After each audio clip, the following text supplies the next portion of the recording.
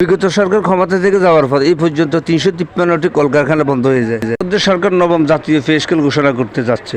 এরপরও সরকারি কর্মকর্তা কর্মচারী সহ দেশের সকল জনগণ কি ভালো থাকতে পারবে? ৩৫৩টি কলকারখানা বন্ধ মানে ১,১৯,৮৪২ জন শ্রমিক বেকার। পরিস্থিতির দিন যত যাচ্ছে ততই দেখা যাচ্ছে অনেক প্রতিষ্ঠান বন্ধ হয়ে যাচ্ছে।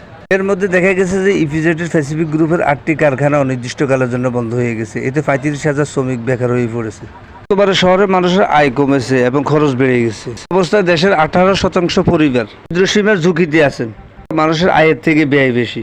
বিগত সরকার চলে যাওয়ার পর থেকে এই পর্যন্ত শুধু হাসিনার বিচার নিয়ে ব্যস্ত আছে, অন্যদিকে জনগণের কাতার ভুলে গেলে তো হবে না। পূর্ববর্তীকালীন সরকার ক্ষমতায় বসার ফাঁককালে দেশের মানুষের কাছে কথা দিয়েছিল পূর্ববর্তী সরকারের বিচার প্রক্রিয়া এবং এই দেশের জনগণের ভাগ্য উন্নয়নে যথেষ্ট ভূমিকা রাখবেন। বর্তমান প্রেক্ষাপটে এই ছাওয়াটি এখন অপ্রত্যাশিত। এই দেশের গরিব ও মধ্যবিত্ত মানুষের মধ্যে এখন একটাই ভয় কাজ করতেছে, দেশের অর্থনৈতিক অবস্থা যদি এভাবে খারাপ হতে থাকে বেঁচে থাকার রাস্তা খুঁজে পাওয়া ভীষণ কঠিন হয়ে পড়বে।